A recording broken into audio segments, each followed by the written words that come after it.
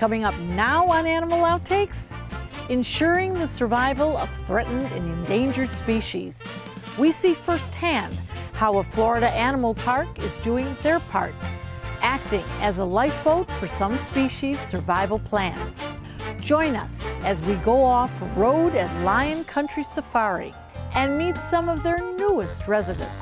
Find out what conservation efforts are underway and how seeing these animals in person can make all the difference. Straight ahead on Animal Outtakes.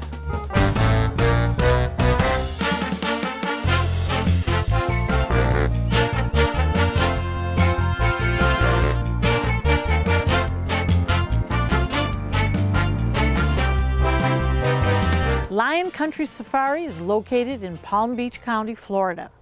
It opened its doors in 1967 and has grown to become the largest drive-through safari park in the state. Big herds of animals from all over the world roam free while humans visit from a distance. The idea is to give people an experience they may not otherwise be privy to, in hopes that the opportunity will inspire us as humans to do our part in saving these animals. Lion Country Safari works with the Association of Zoos and Aquariums to help save animals from extinction. One of these ways is involvement in the AZA Species Survival Plan programs. These are conservation and breeding programs for threatened species. The goal? To ensure the long-term survival of a healthy, sustainable population of threatened species in human care. Our first stop, to meet the newest giraffes, both born at the end of 2022.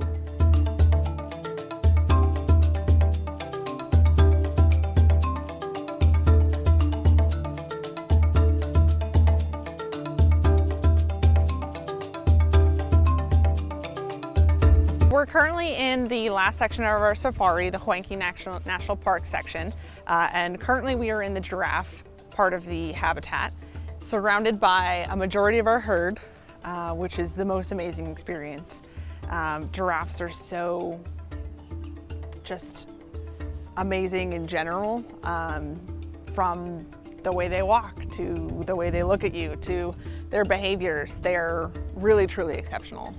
Our most recent arrivals are Kianga and Kandoro, who were born about 5 days apart at the end of December, so basically New Year's babies.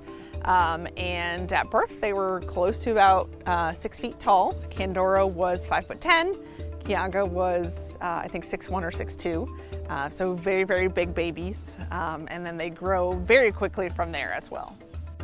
In total here at the park, I believe our current giraffe tower is 18 individuals.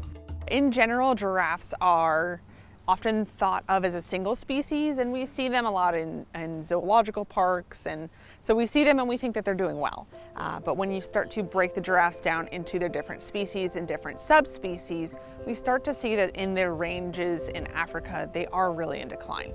Some species are near threatened, some species are critically endangered.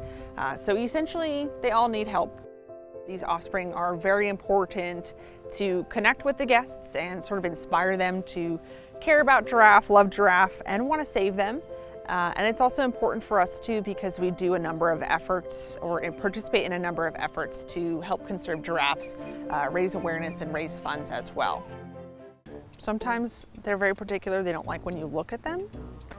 Some giraffes, as they come out into the preserve for the day, they don't like to be looked at, so you have to turn around and not look at them. There are quite a few quirks for the giraffes. Some giraffes, they love bananas, they love sweet potato. Majority of their diet is made up of leaves, like it would be in the wild, but different types of reinforcement for training and things like that could be these special items like bananas and sweet potato. They also will usually not eat bananas if they're cold out of the cooler though. Some of them will only eat the bananas if they're room temperature. So very particular. Good boy. A giraffe average life expectancy is usually about 20 to sometimes 25 years. So they have, of course, teeth to chew their food, but they only have front teeth in the bottom of their mouth. and they will partially chew their food and then swallow it and then bring it back up later to finish chewing their cud. They also have very thick drool. Some of their favorite foods in Africa include the umbrella thorn acacia, which, as its name suggests, has very big thorns on it. So their tongue is pretty tough, and then also having the thick saliva can coat some of their more coarse foods as well.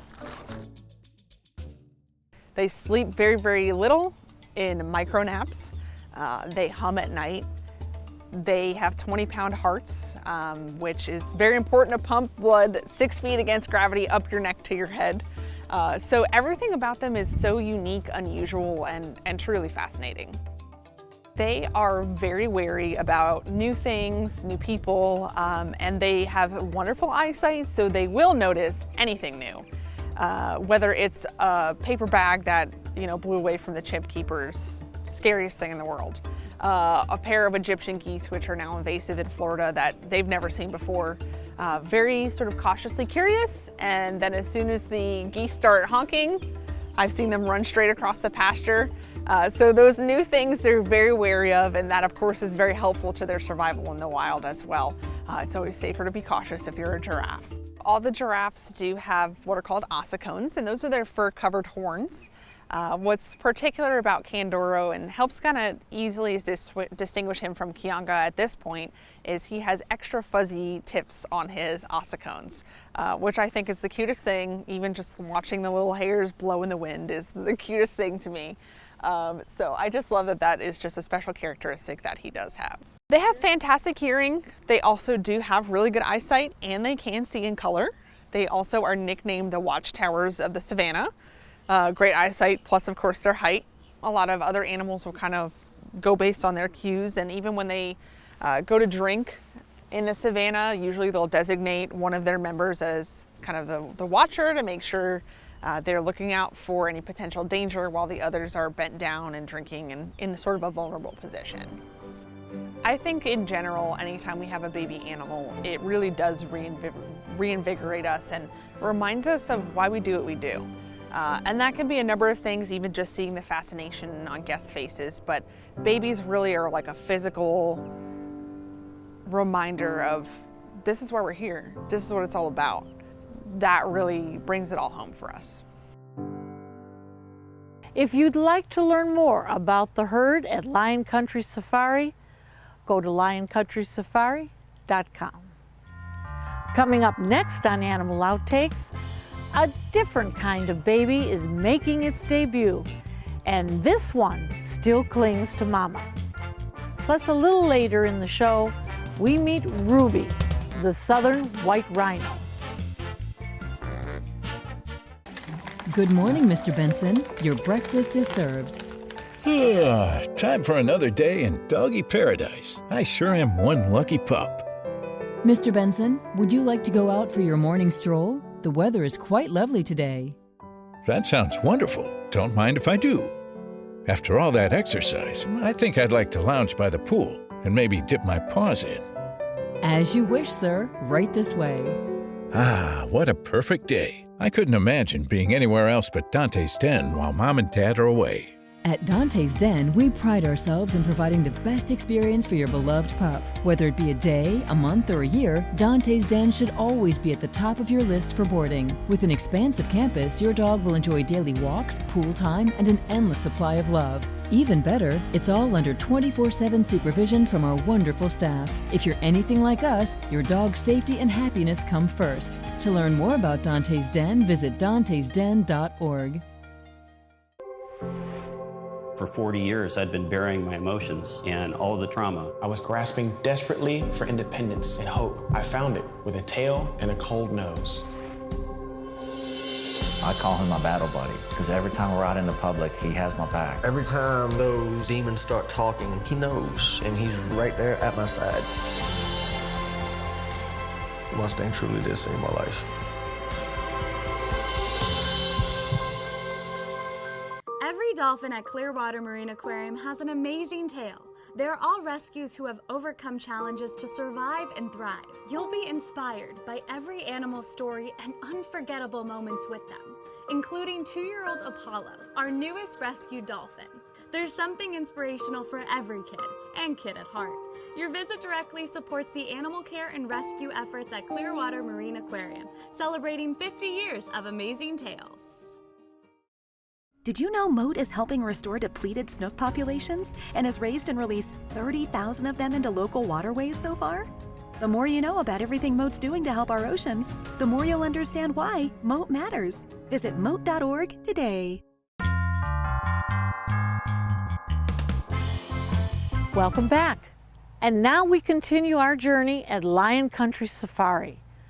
The park is home to 17 chimpanzees and participates in the Association of Zoos and Aquariums Chimpanzee Species Survival Plan. Back in January, they welcomed a baby named Lily. It's the second chimp born in about a year's time at the park. We're told, due to the status of chimpanzees in the wild and the low number of births, this birth is especially rare and significant for the conservation of the species. Let's take a look. Our chimpanzees live in a really unique habitat. We are one of the only facilities that not only has our islands on our chimps on an island habitat, but we also rotate the habitat that they're on pretty much every day.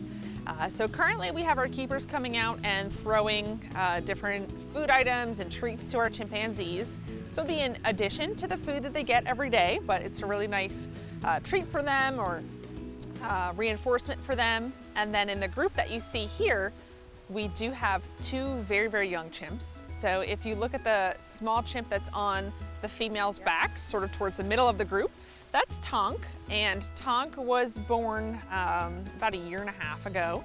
So he's still pretty young, but you can see he's on his mom's back, he's moving around, he's gonna explore a little bit more on his own now. His mom is Irene.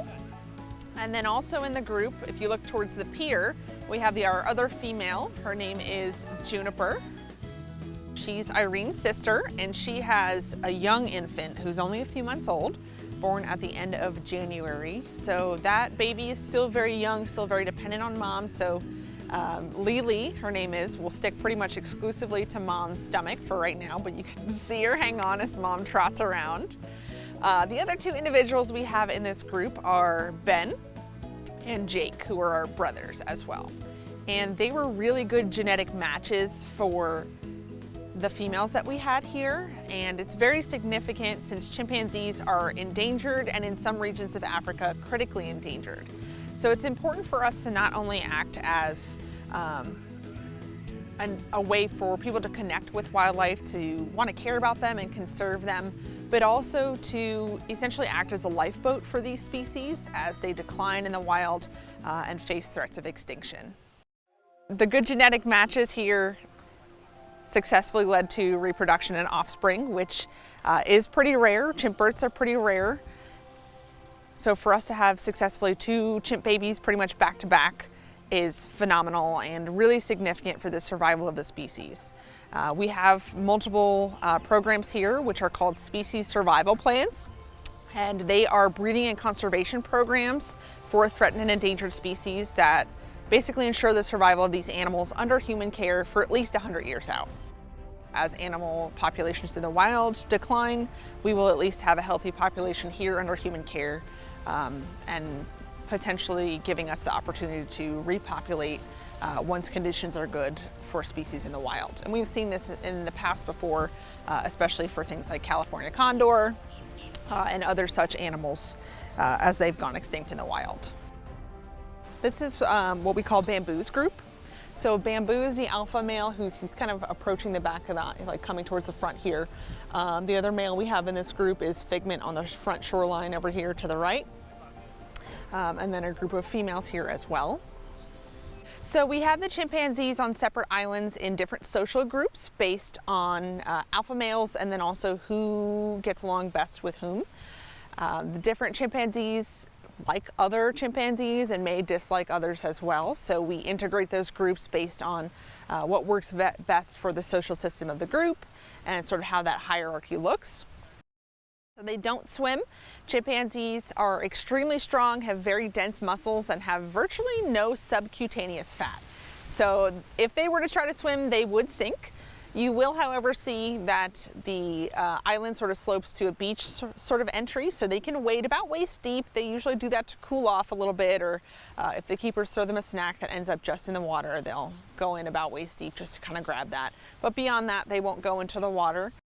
They do have a natural instinct that they know that they cannot swim and kind of have that fear of water as well. There's a lot that goes on behind the scenes with overall chimpanzee care, especially when we're expecting a chimpanzee baby.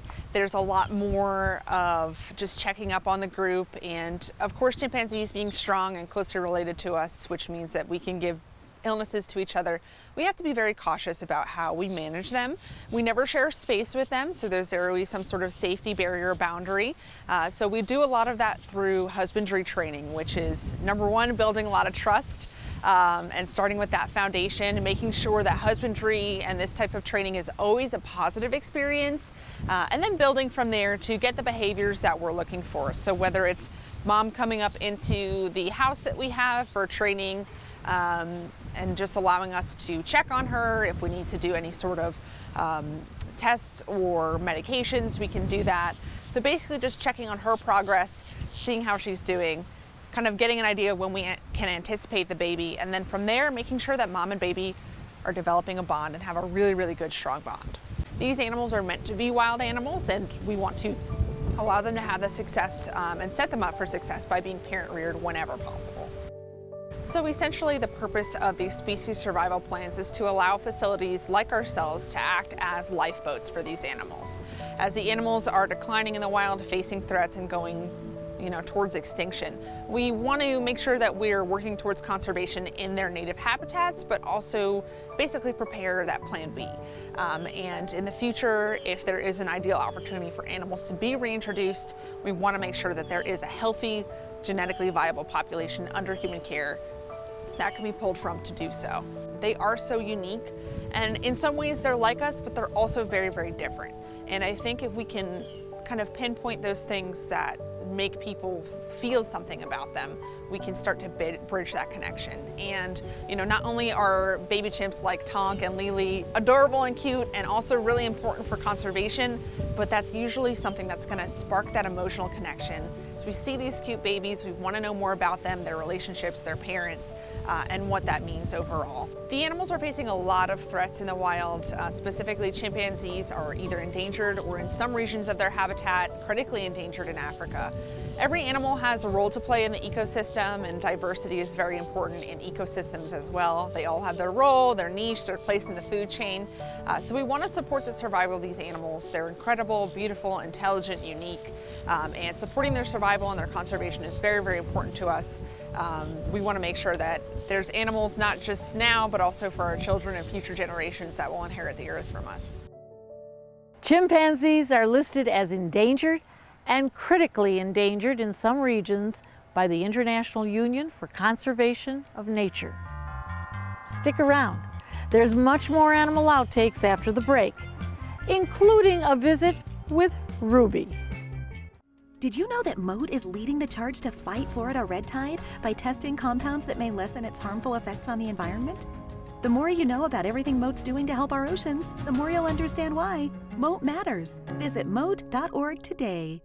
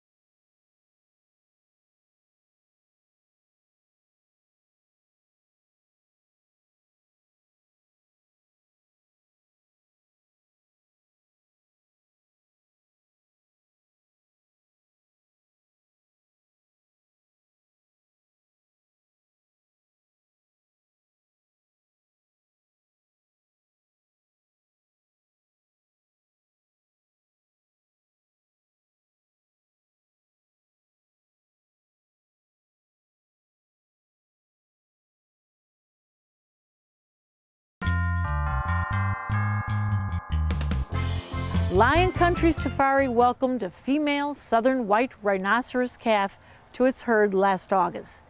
It's the third calf born at the park in less than a year.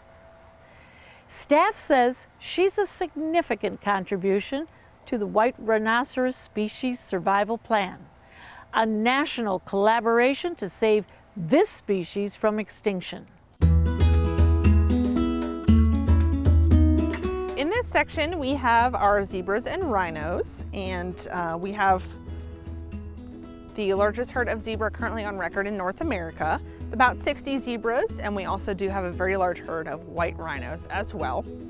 As you can see, the white rhinos are not actually white. All rhinos are some sort of variation of gray in color. They actually got their name from a mistranslation of the Afrikaans word for wide in reference to their mouth, which is vite or something similar to that.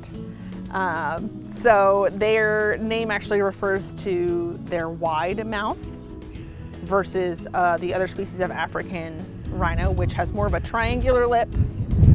They browse off of stuff instead of grazing off of grasses like these guys do. And we are fortunate to have a very successful white rhino breeding program for our species survival plan for the rhinos as well. We've had close to 40 rhino births since the late 1970s. All species of rhino are threatened with extinction. There's 5 species of rhino currently remaining in the world, and they are mostly in decline due to poaching for those horns. There is some wild, sort of deeply held beliefs that the horns have medicinal properties, or they're also used as a sort of status symbol object. There is really no medical benefit to ingesting rhino horn, but it's sort of combating those long generational beliefs that it's essentially the same thing as eating, your fingernail clippings, or, if you steep a tea out of the barbershop floor sweepings. It's all made of keratin, which really is the exact same thing as our hair and our fingernails. So there's no medical benefits really to ingesting it. So of course, every birth is significant in the support of rhino conservation and rhino survival.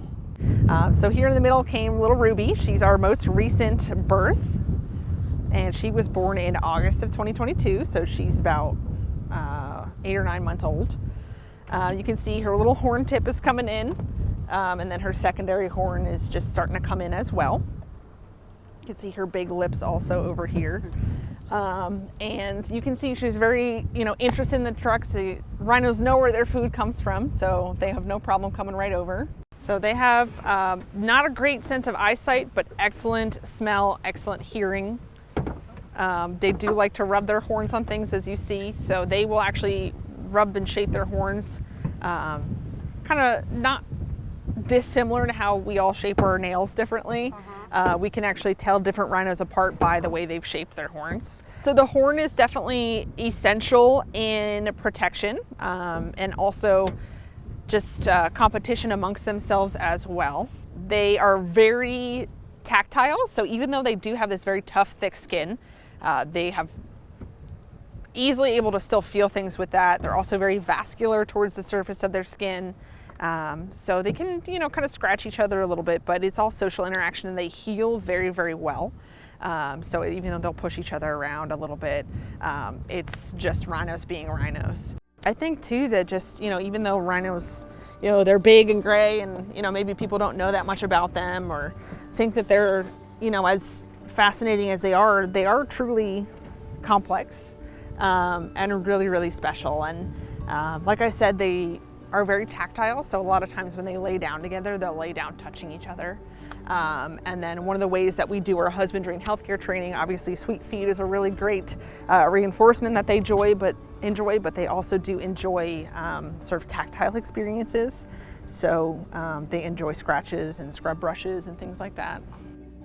All it takes is one look at little Ruby over there to really kind of spark that desire to want to conserve them. Every animal is important to their environment, and they all do play a role. It's their world over here. We're just living in it. We'll be right back.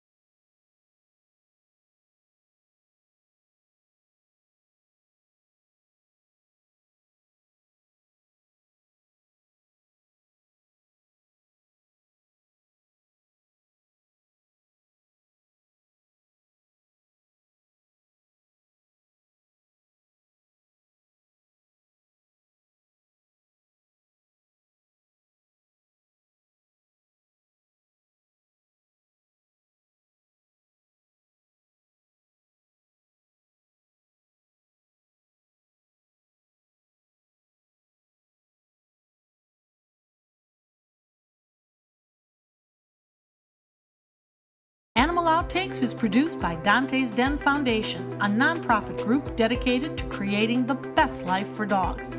If you would like to learn more about Dante's Den, donate, or volunteer, visit our website, dantesden.org. We hope you had fun and learned a thing or two along the way. And we'll be back here again next week with even more animals and some wild adventures. Until then, thanks for watching.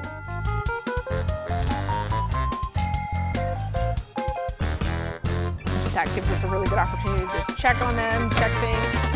Please don't break this. Thank you. Due to the status of chimpanzees in the wild. I think you said chimpanzees. So start with we're told. Chimpanzees are listed.